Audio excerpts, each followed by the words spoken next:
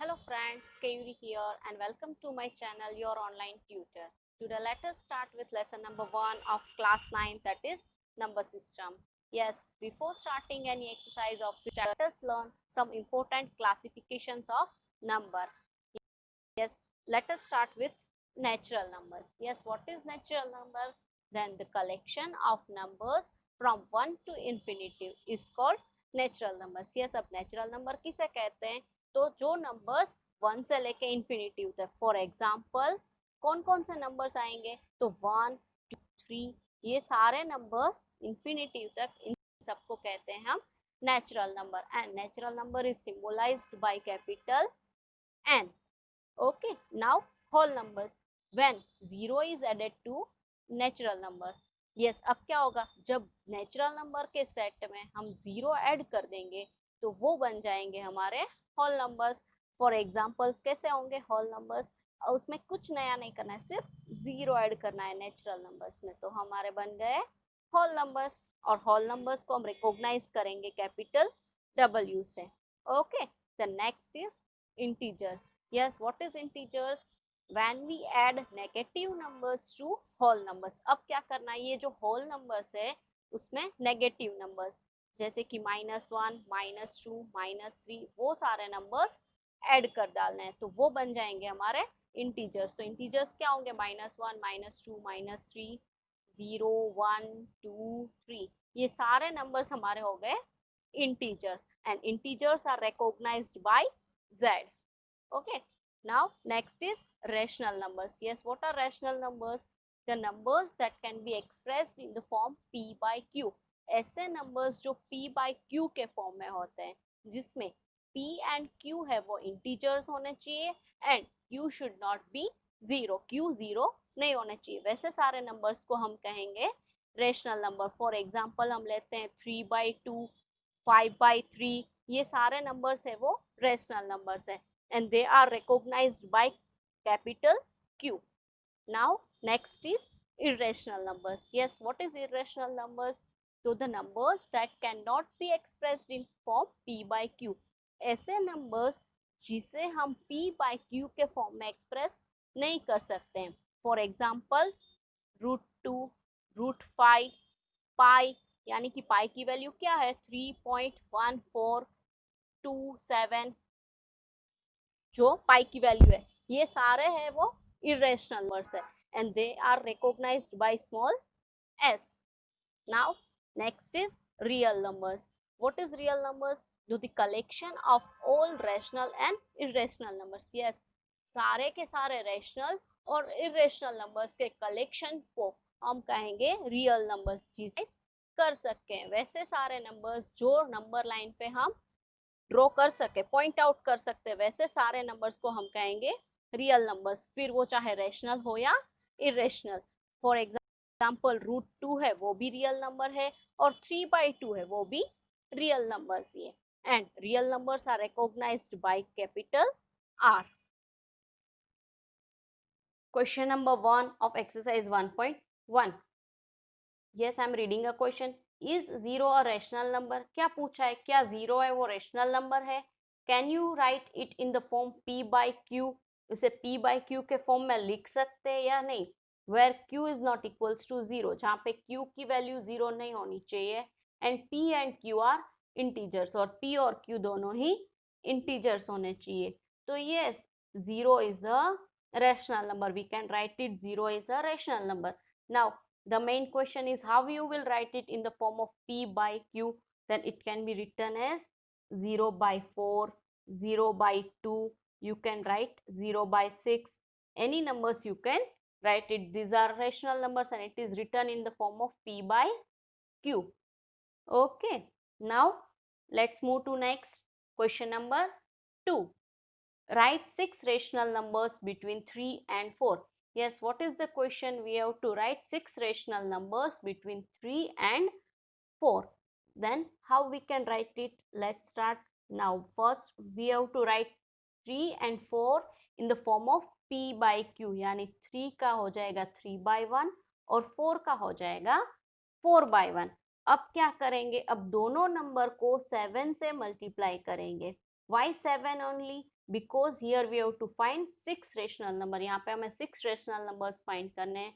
So हमें 6 से बड़ा वाला कोई भी नंबर मल्टीप्लाई करना होगा तो हमें 6 रेशनल नंबर्स मिलेंगे. अगर हम 6 से छोटा रेशनल नंबर ले लेंगे यहाँ पे कोई भी मल्टीप्लीकेशन के लिए तो 6 से कम रेशनल नंबर्स हमें यहाँ पे मिलेंगे. फॉर एग्जाम्पल यहाँ पे मैं 5 लूंगी तो 3 5 आर 15, यानी हमें उससे 5 रेशनल नंबर्स ही मिलेंगे. हमें 6 रेशनल नंबर्स चाहिए, यानी हम 6 से ग्रेटर वाला 7 लो, 8 लो, 9, आप कोई भी नंबर ले सकते हो. यहाँ पे मैं 7 लेके करती हूँ तो 3 7s are 21 by 7 1s are 7. Same way 4 7s are 28 and 7 1s are 7. So अब इन दोनों के बीच वाले रेशनल नंबर्स जो है वो सारे रेशनल नंबर्स 3 और 4 के बीच वाले रेशनल नंबर होंगे. कौन कौन से होंगे? So 22 by 7, 23 by 7, 24 by 7, 25 by 7, 26 by 7 and 27 by 7. ठीक है, ये 6 रेशनल नंबर्स हमें मिल गई. ये और कुछ नहीं, 3 और 4 के बीच वाले ही नंबर है. देखो यहाँ पे हम लेंगे 21 by 7, this means it is 3 only.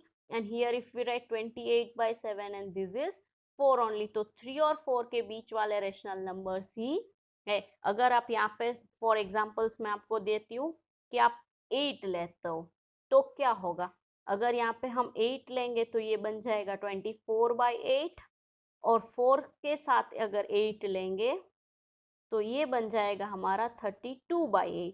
अब इन दोनों के बीच के कितने भी रेशनल नंबर्स है, इसके में से कोई भी 6 रेशनल नंबर्स आप लिख सकते हो, यानी कि 25 by 8 लिख सकते हो, 26 by 8, 31 तक 8 तक के कोई भी रेशनल नंबर्स होंगे वो सारे 3 और 4 के बीच वाले होंगे.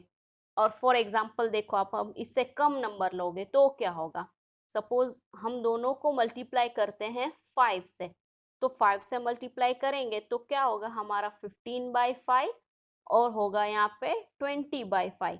तो इन दोनों के बीच वाले नंबर्स कौन कौन से हुए? 16 by 5, 17 by 5, 18 by 5 and 19 by 5. देखो 4 ही रेशनल नंबर मिले, यानी हम यहाँ पे 5 नहीं ले सकते, इसलिए हमें यहाँ पे जो नंबर फाइंड करने को बोला है उससे बड़ा वाला नंबर्स लेना है. ठीक है, okay. Now let's move to next question. Question number 3.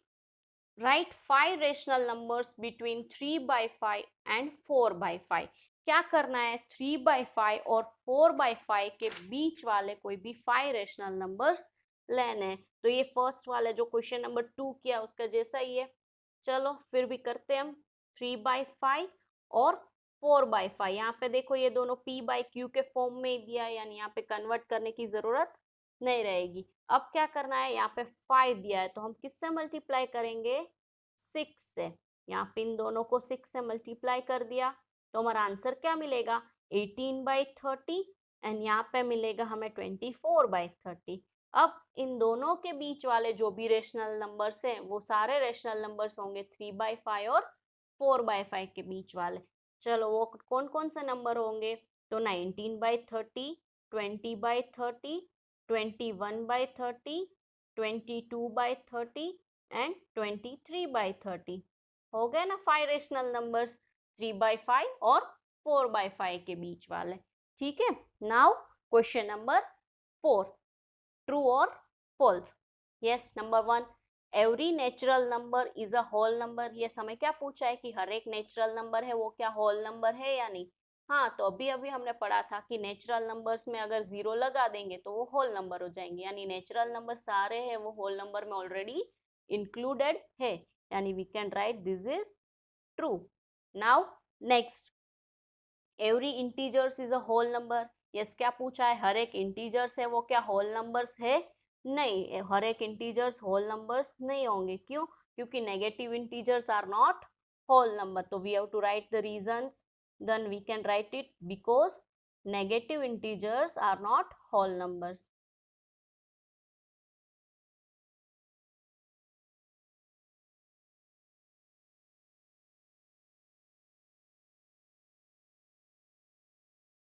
Now next is every rational number is a whole number. क्या हर एक रेशनल नंबर यानी जो भी रेशनल नंबर होंगे जो p बाय q वाले फॉर्म में, वो क्या सारे होल नंबर्स होंगे? No, every rational number can't be a whole number. False.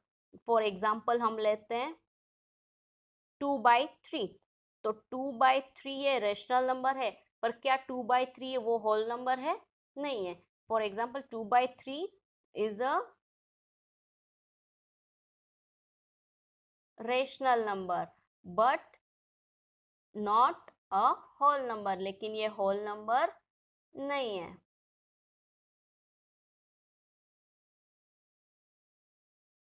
Hello friends, now let us start with exercise 1.2. Okay, and question number 1, true or false? Number 1, every irrational number is a real number. Yes, what is our question? क्या हर एक irrational number है वो real number है या नहीं? हाँ है, अभी अभी हमने पढ़ा था यार कि रियल नंबर्स में रेशनल और इरेशनल दोनों नंबर्स इंक्लूडेड है, यानी कि इरेशनल नंबर भी रियल नंबर्स है। Number second, every point on a number line is of form root m where m is a natural number. yes, क्या पूछा है कि कोई भी नंबर अगर नंबर लाइन पे ले लो, क्या वो नेचुरल नंबर्स होंगे? उसका स्क्वायर रूट करेंगे तो क्या वो नेचुरल नंबर मिलेंगे? False.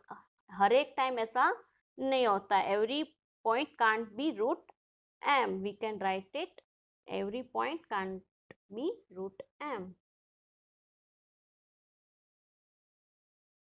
For example, we can give it for m is equals to 5, तो रूट m क्या होगा हमारा?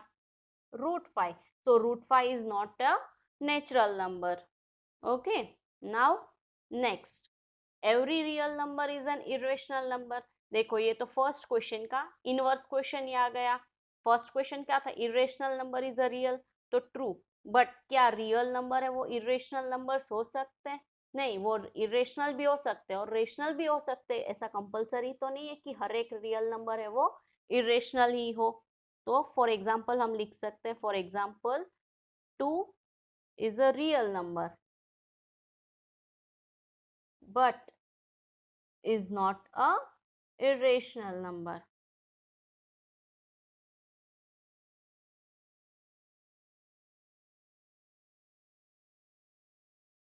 Now let's move to next question. Yes, and the question is, are the square root of all positive integers irrational? Yes, क्या पूछा गया है कि कोई भी पॉजिटिव इंटीजर्स ले लो उसका स्क्वायर रूट होगा, वो irrational ही होगा? If not, give an example of square root of a number that is rational number. अगर नहीं है तो ऐसे कोई examples दे दो हमें। हाँ, तो आंसर आएगा no. Every the square root of all positive integers irrational नहीं होंगे। क्यों? फॉर एग्जाम्पल हम लेते हैं √9, तो √9 क्या होगा? 3. 3 is a rational number. Same way we can write it √16, तो √16 क्या होगा? 4, and 4 is also a rational number. So like this you can take √9, √16, you can write any of the perfect square. Okay, now let's move to next question, question number 3. so how √5 can be represented on number line? number line पे हमें √5 describe करना है. for that we have factors of 5, that is 5 into 1. so at point -5 we have to write a point A, and on the right side, that is on point 1 positive number, we have to write a point B. that is on from 5 step from the 0 we have to put an A, and from 1 step towards 0 on the right side we have to put a point B. now we have to draw a semicircle from A to B. for that we need a perpendicular bisector of the line. so let's start that. for that we have to open and round make curve from more than half and draw an arc from A and B on both these sides. Same way we have to take it from B. Yes. Now join this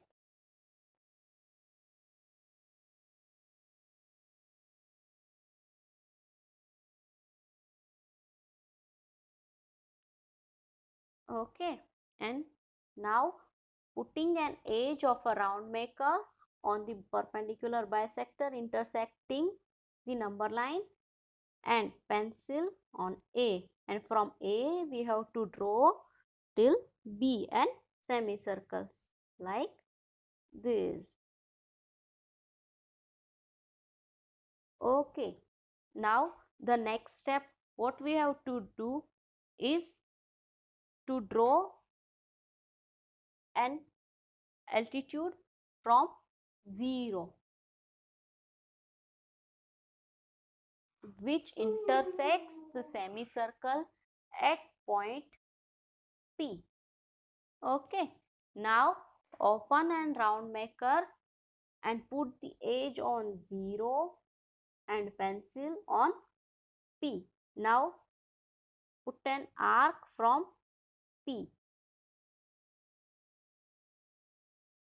which intersect the number line. Okay, and give this point name Q, and this is our root phi.